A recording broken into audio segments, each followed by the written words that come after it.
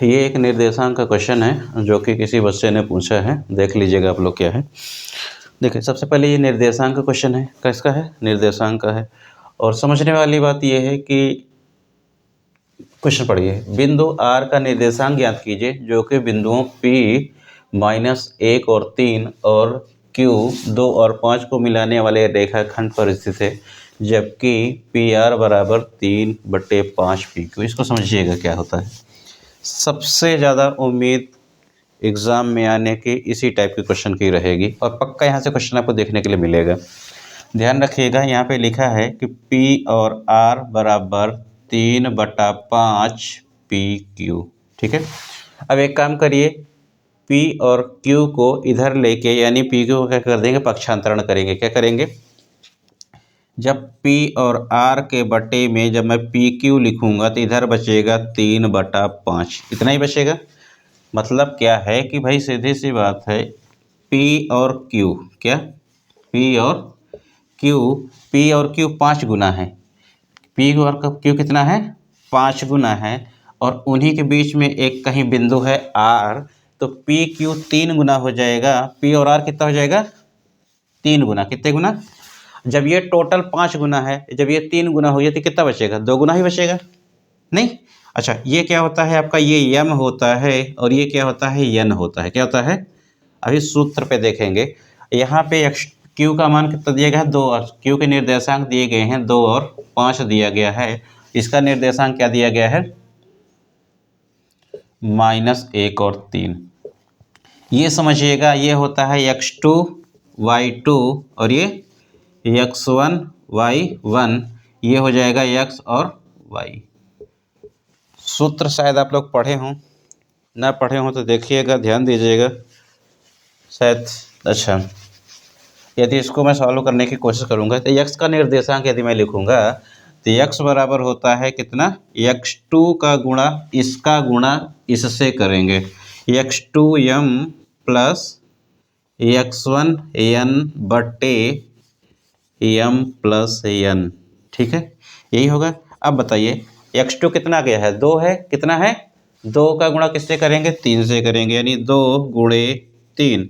यहाँ पे x2m x1n यानी प्लस फिर क्या लिखेंगे? -1 का गुणा किससे करेंगे? 2 से करेंगे, बटे क्या लिखेंगे? 2 + 3। क्या लिखेंगे? 2 + 3। अब ये कितना हो जाएगा? 3 दूनी 6 माइनस 2 एक कम 2। भाई माइनस प्लस क्या होगा? माइनस ही होगा। बटे कितना हो जाएगा? 3 2 5 हो जाएगा। तो यहाँ पे जो बचेगा 6 में से 2 घटा देंगे, कितना बचेगा? 4/5। यानी x का जो निर्देशांक बचेगा हो जाएगा, कितना हो जाएगा? x बराबर हो जाएगा आपका 4/5। हो जाएगा कि नहीं हो पाएगा? अच्छा, इसी तरह यदि मैं y को हल करूँगा, y का निर्देशांक क्या कहता है आपका? y का निर्देशांक ये कहता है कि y2 का गुणा m से करेंगे, ये वाला y2 ये वाला m, ठीक है, प्लस y1 का गुणा n से करेंगे बटे m प्लस n। ठीक है। अच्छा, तो ये हो जाता है आपका। अब मान रखूँगा तो ये y2 का मान कितना आ गया है? y2 का मान है 5। 5 का गुणा m से करेंगे, 5 गुणे 3 प्लस y1 कितना है? 3 गुणे n का मान कितना है? 2 बटे कितना हो जाएगा? 2 + 3। m का मान 2, सॉरी 3 + 2 कितना हो जाएगा? 3 + 2 हो जाएगा। अच्छा बताइए, 3 × 5 कितना हो जाएगा? 15 प्लस 3 दूनी 6 बटे 3 2 5। 15 6 कितना हो जाएगा? ये हो जाएगा 21/5। यानी यह जो x का निर्देशांक आएगा ये y का निर्देशांक आ गया। अब शायद पता चल गया होगा, ये x का निर्देशांक है और ये y का निर्देशांक, यही हमको निकालना था। यानी 4/5 और कितना हो जाएगा? 21/5। ये हमारे x और y के निर्देशांक है। ये आपका 4 नंबर में क्वेश्चन पूछा गया क्वेश्चन। देखिए, एक दूसरा क्वेश्चन है, ये वृत्त का क्वेश्चन है। त्रिज्या के सेंटीमीटर वाले वृत्त के कोण 120 वाले त्रिज्यखंड और संगत दीर्घ त्रिज्यखंड के क्षेत्रफल के बीच में अंतर ज्ञात कीजिए। जिसको 2 तरह से कर सकते हैं। अब ये डिपेंड करता है कि कितने नंबर में क्वेश्चन है, कितने नंबर का क्वेश्चन है। ठीक है, तो मैं इसको दोनों तरह से बता देता हूँ कि यदि 4 नंबर में पूछा जाएगा तब करना है, तब कैसे करना है, 6 नंबर में पूछा जाए तब कैसे करना है। ठीक है, सबसे पहले देखिए यदि 6 नंबर में क्वेश्चन पूछा जाता है तब कैसे करेंगे। तो सबसे पहले क्या निकालेंगे, देखिए सबसे पहले क्या दिया गया है, क्या है दिया गया है, क्या दिया गया है, आपका कोण दिया गया है। क्या दिया गया है, कोण दिया गया है कितना डिग्री का, 120 डिग्री का। त्रिज्या r बराबर कितना दिया गया है, 21 सेंटीमीटर दिया गया है। ठीक है, आपको क्या निकालना है, त्रिज्यखंड, यानी क्या बोलेंगे, लघु त्रिज्यखंड का क्षेत्रफल निकालना है। क्या निकालना है, लघु त्रिज्यखंड का क्षेत्रफल, लघु त्रिज्यखंड का क्षेत्रफल आप लोगों को निकालना है, ये आपको नहीं पता है। अच्छा, ये भी निकाल सकते हैं आप क्या निकाल सकते हैं, दीर्घ त्रिज्यखंड का भी निकाल सकते हैं। दीर्घ त्रिज्यखंड का क्षेत्रफल, इसको निकालेंगे और फिर लघु और दीर्घ में क्या निकालेंगे, अंदर निकालेंगे। देखिए सबसे पहले जो है त्रिज्यखंड पता होना चाहिए क्या होता है। जैसे मान लीजिए ये वृत्त है, ये क्या है, ये क्या है आपका वृत्त है। अच्छा, वृत्त में ये केंद्र, देखिए यहाँ पे कितना डिग्री का कोण बनेगा, 120 डिग्री का, कितने का, 120 का। इस पूरे का क्षेत्रफल आपको निकालना है।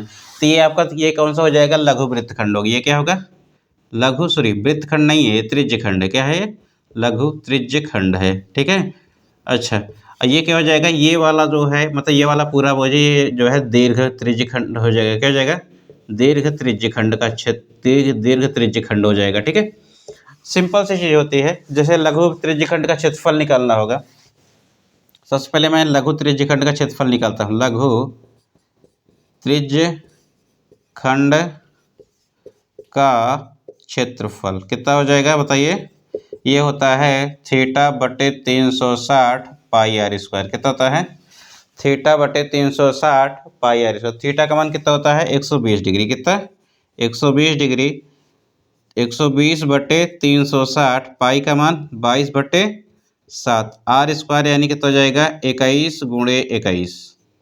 ठीक है, ये किसका हो जाएगा, लघु का हो जाएगा। इसको यदि हल करूंगा तो 0 से 0 कट जाएगा, 12 1 कम 12, 12 तिहाई 36, 3 1 कम 3, 3 सते 21 और 7 से 7 कट जाएगा। यानी 21 का गुणा 22 से करेंगे ना, तो 21 दूनी कितना हो जाएगा, 42 के 2 हासिल 4, 21 दूना 42, 4 46, यानी 462 सेंटीमीटर स्क्वायर हमारा क्या हो जाएगा, ये हमारा जो है लघु त्रिज्यखंड का क्षेत्रफल आ जाएगा नहीं आ पाएगा। अच्छा, समझने वाली बात ये है कि भाई सीधी सी बात है, जब ये वाला 120 डिग्री है तो ये वाला कोण कितने हो जाएगा बताइए, ये हो जाएगा 360 माइनस 120, कितना हो जाएगा, क्योंकि टोटल कोण कितने का होता है, 360 का होता है। ये 360 में से 120 घटा दूंगा तो कितना बचेगा, 240 बचेगा। कितना बचेगा, 240 बचेगा। तो यही मान लीजिए कि मैंने यहीं पे निकाल देता हूँ दीर्घ वृत्तखंड का क्षेत्रफल। क्या निकालेंगे, दीर्घ सॉरी वृत्त नहीं, त्रिज्यखंड का क्षेत्रफल। क्या निकालेंगे, त्रिज्यखंड का क्षेत्रफल का क्षेत्रफल। ठीक है, ये कितना होता है, ये भी होता है θ/360 पाई आर स्क्वायर, ये होता है। अच्छा, बड़ा वाला कोण कितने डिग्री का है, 240 का, कितने का है, 240। तो ये हो जाएगा 240/360, पाई का मान कितना होता है, 22/7, आर स्क्वायर यानी कितना हो जाएगा, 21 गुणे 21, यही होगा।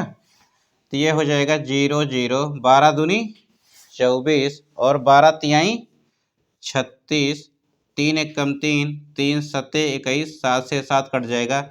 जो यहाँ पे बचेगा, 21 का गुणा 22 से करूँगा तो यहाँ पे आता है 462। कितना था, 462 का गुणा यदि मैं 2 से कर दूंगा तो ये हो जाएगा कितना, 2 दूनी 4, 6 दूनी 12 के 2 हासिल 1, 4 दूनी 8 1 9, यानी 924 सेंटीमीटर स्क्वायर। क्या हो जाएगा, 924 सेंटीमीटर स्क्वायर। अब देखिए ये क्या है, लघु का है, ये किसका है, दीर्घ का है। दोनों के बीच में अंतर निकालना है। क्या निकालना है, लघु वृत्तखंड और जो है दोनों के बीच का अंतर निकालना है। यानी क्या निकालना है, लघु वृत्तखंड का क्षेत्रफल। क्या निकालेंगे, सॉरी दीर्घ वृत्तखंड का क्षेत्रफल, दीर्घ वृत्त सॉरी त्रिज्यखंड, त्रिज्यखंड का क्षेत्रफल माइनस क्या निकालेंगे, एक काम करता हूँ, इसको ऊपर देख लीजिए आप लोग, ठीक है। देखिए यहाँ पे जो है दीर्घ वृत्तखंड का क्षेत्रफल आया था 924 आया था, कितना था 924 सेंटीमीटर स्क्वायर माइनस क्या करेंगे जो है लघु का कितना आया था 462 सेंटीमीटर स्क्वायर। इन दोनों को यदि मैं घटाऊंगा तो कितना आ जाएगा 462 सेंटीमीटर स्क्वायर। ये कब करना है, जब ये क्वेश्चन 6 नंबर में आएगा तब आएगा। जब ये पूरी प्रोसेस कब करनी है, जब ये किस में आएगा 6 नंबर में आएगा। मान लीजिए यही क्वेश्चन 4 नंबर में आ जाए, किस में आ जाए 4 नंबर में आ जाए, तो देखो कुछ भी नहीं करना है। सबसे पहले यदि जो है क्या निकालना है, संगत जो है, ठीक है, तो दोनों के क्षेत्रफलों के बीच में अंतर निकालना है ना। तो यानी सबसे पहले क्या निकालेंगे जो है लघु त्रिज्यखंड, क्या निकालेंगे एक पूरी एक लाइन में पूरा कर देंगे, बस हो गया, सीधा सीधा ये लगाएंगे। यानी मान लीजिए कि जो है अच्छा दीर्घ त्रिज्यखंड का क्षेत्रफल, त्रिज्यखंड का क्षेत्रफल माइनस क्या निकालेंगे लघु त्रिज्यखंड का क्षेत्रफल, क्या निकालेंगे लघु त्रिज्यखंड का क्षेत्रफल। एक चीज बताइए, आपका दीर्घ दीर्घ वाला कोण कितने आया था 240 डिग्री, कितना आया था। ये भी होता है थीटा बटे 360 पाई आर स्क्वायर, यही होता है ना, माइनस ये भी होता है थीटा बटे 360 पाई आर स्क्वायर, यही होता है। अच्छा थीटा यहाँ पे दीर्घ वाले के लिए कितना था 240 डिग्री, कितना था, तो 240 बटे 360 पाई का मान हो जाएगा 22/7 आर स्क्वायर यानी 21 गुणे 21 माइनस थीटा यानी 120 डिग्री 120 बटे 360 पाई का मान हो जाएगा 22/7 गुणे 21 गुणे 21। इतना ही करेंगे, नहीं करेंगे, सिंपल सी चीज होगी 0 0 12 दूनी 24 12 तिहाई 36 3 7 21 7 से 7 कट जाएगा, सॉरी देखिए 3 7 21 और 7 से 7 कट जाएगा, जो जो यहाँ पे बचेगा 2 गुणे 22 गुणे 21 बचेगा, ठीक है। यहाँ पे 0 0 12 एकम 12 12 तिहाई 36 3 एकम 3 3 7 21 7 से 7 कट जाएगा, जो यहाँ पे बचेगा 22 गुणे 21, इतना ही बचेगा ना। अब एक चीज बताइए, सिंपल सी चीज 22 गुणे 21 यहाँ भी 22 गुणे 21 यहाँ 22 गुणे 21 22 गुणे 21, क्यों ना मैं 22 गुणे 21 बाहर ले लूँ, कितना ले लूँ, तो यहाँ से कितना बचेगा 2 बचेगा, यहाँ से 1 बचेगा, 2 में से 1 घटा दे कितना बचेगा 1 ही बचेगा। यानी जो हमारा आंसर आएगा कितना आएगा 22 गुणे 21। यदि 21 दूनी 42 21 दूनी यहाँ पे लिख लीजिएगा, इसका आंसर यहाँ लिख रहा हूँ, ठीक है ना। देखिएगा 21 दूना हो जाएगा 42 के 2 हासिल 4, 21 दूना 42 4 46 यानी 462 सेंटीमीटर स्क्वायर, इतना ही आंसर आएगा। यानी इस क्वेश्चन का आंसर जब 4 नंबर में आएगा तो इसको ऐसा भी कर सकते हैं, 2 नंबर में भी तो ऐसा ही कर सकते हैं, ज़्यादा टाइम वेस्ट करने की जरूरत नहीं है। लेकिन जब 6 नंबर में आएगा तो इसी क्वेश्चन को एक्सपांड करके यानी बड़ा करके लिखना पड़ेगा। तो ये चीज़ हमारे अंदर से क्षमता होनी चाहिए कि कोई भी किसी भी क्वेश्चन को कैसे छोटा करना है और कैसे बड़ा करना है। ये 2 क्वेश्चन हो चुके हैं, एक क्वेश्चन और है, देखिएगा। ये एक क्वेश्चन है जो कि बहुत सारे लोगों के द्वारा पूछा गया, तो मैंने सोचा कि क्यों ना इसके बारे में डिस्कस आप लोगों से कर लिया जाए।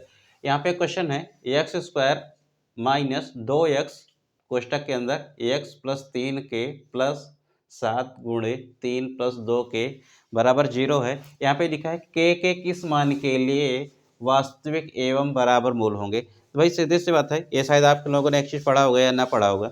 यहाँ पे होता है एक विविक्तिकर होता है, क्या होता है विविक्तिकर।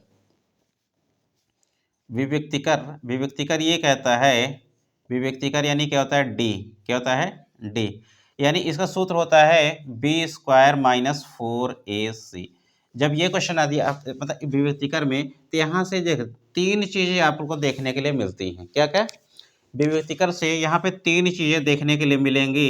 कभी कभी यहाँ से क्वेश्चन बनते हैं तो नोट कर लीजिएगा जो लोग भी होंगे। यदि आपका डी स्क्वायर बराबर 0 आता है, क्या आता है डी स्क्वायर बराबर क्या होगा 0 होगा, तो यहाँ के जो है दोनों मान क्या होंगे, दोनों मान वास्तविक क्या होंगे, दोनों मान वास्तविक और बराबर होंगे, क्या होंगे दोनों मान वास्तविक और क्या होंगे बराबर होंगे। अच्छा डी का मान मान लीजिए कि जो है क्या बोलेंगे ग्रेटर देन इक्वल टू 0 बोल सकते हैं ना, यानी जो है मतलब ऐसा बोल सकता हूँ कि डी का मान ऐसे ऋणात्मक आ रहा है। किस आ रहा है? डी का मान क्या आ रहा है? ऋणात्मक आ रहा है। क्या आ रहा है?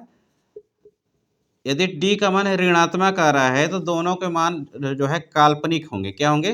दोनों मान क्या होंगे? काल्पनिक होंगे। क्या होंगे? काल्पनिक होंगे।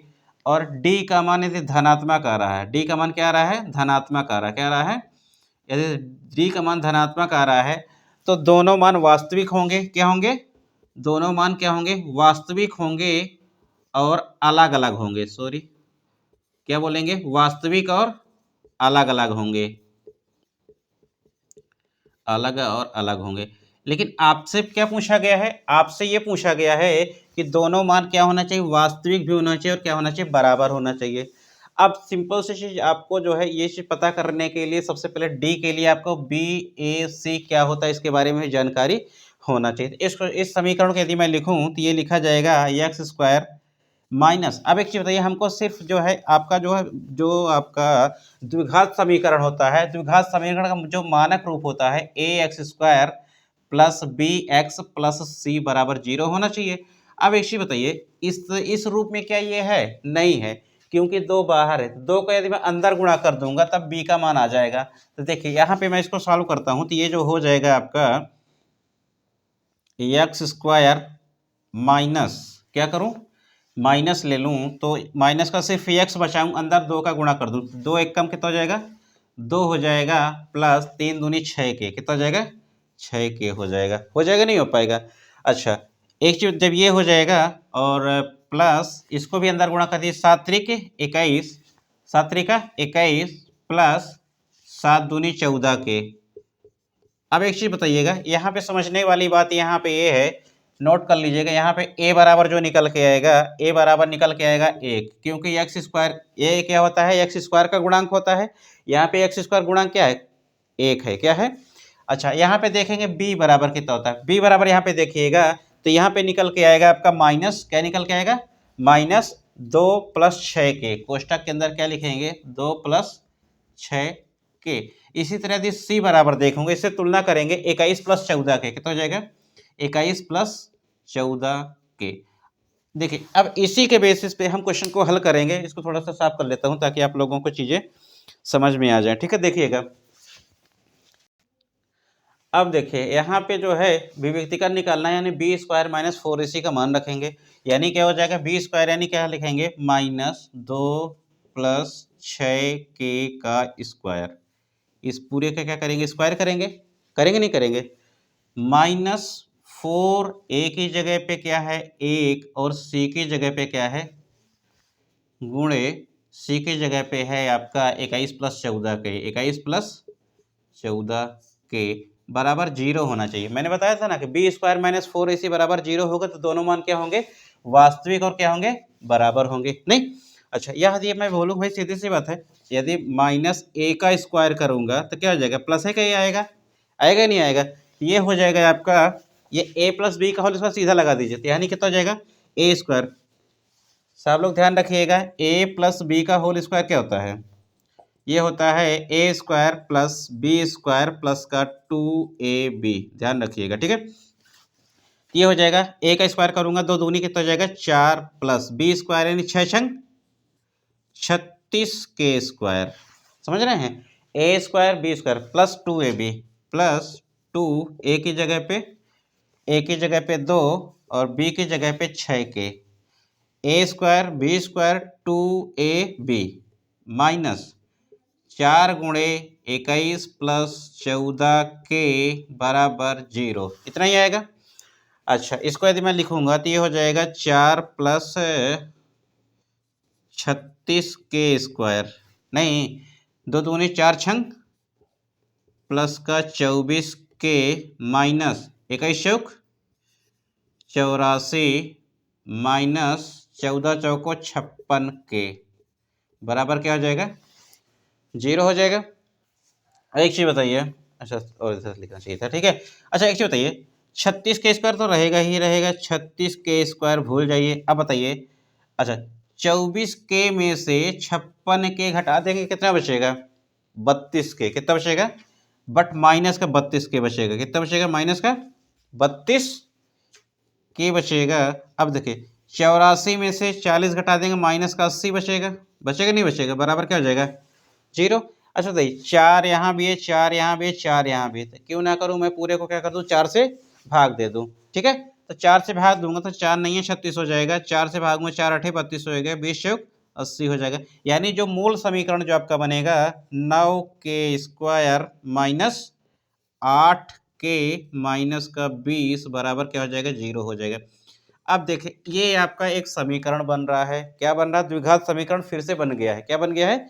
द्विघात समीकरण बन गया है। अब द्विघात समीकरण ये कहता है कि हमको ए और सी को गुणा के ए और सी का क्या करना है? गुणा करना है। तो यानी 20 नमैया कितना होता है? 180। 20 और नमैया कितना होता है? 180, बट माइनस 180 क्या है? किसका चाहिए भाई? माइनस का ही होगा। हमको तोड़ना है कि उनका अंतर कितना है? 8 के बराबर आए। 180 को यदि मैं तोड़ता हूँ तो कितना होता है? 10 और 8 में तोड़ दूँ? 20 नमैया 180 ना। अच्छा मान लीजिए नहीं समझ में आ रहा कि कितना आएगा, मुझे भी नहीं समझ में आ रहा कितना आएगा। एक काम करिए, सबसे अच्छा मैं बताऊं, इसको क्या लिख सकता हूँ? 2 गुणे 2 गुणे 5, 2 दूनी 4 पंचे 20, और क्या है 9 को क्या लिख सकता हूँ? 3 गुणे 3। हमको 8 बनाना है। क्या बनाना है? 8 बनाना है। देखिए 5 दूनी 10, 3 तिकाएं 9 दूनी 18, 10 में से 18 घटा दूंगा कितना बचेगा? 8 बचेगा। सिंपल सा। यानी ये जो आपका टूटेगा 10 और 18 में टूटेगा। 18 दाम 180 हो जाएगा और माइनस का 8 चाहिए, यानी ये क्या बचा दूंगा? माइनस का 18 बचा दूंगा। ये कितना हो जाएगा? प्लस का 8 हो जाएगा। अब इसको कहाँ पे सॉल्व कर दूं? यहाँ पे सॉल्व कर रहा हूँ। ठीक है, देखिएगा। चलिए देखिए देखिए आप लोग देखिए, मैंने क्या बोला था कि जो है 180 को मैं तोड़ूंगा। देखिएगा 180 को मैं तोड़ूंगा 10 और 18 में, बट माइनस का 18 रहेगा, प्लस का 10 रहेगा। इसको तोड़ देता हूँ। दिख रहा है यहाँ पे? तो ये तो टूटेगा आपका। यहाँ पे लिखिए, यहाँ पे देखता हूँ समझ में आ जाएगा। तो ये मैंने लिखा कि 9 के स्क्वायर माइनस का 8 के माइनस का 20 बराबर 0।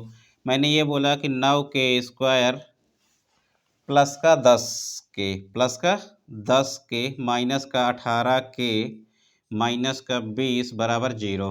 दिख रहा है वो बराबर?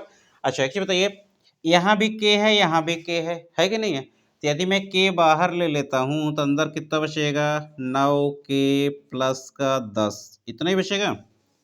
एक चीज़ बताइए, यहाँ भी 2 है, यहाँ भी 2 है, बट माइनस का 2 है। क्या है? क्या है?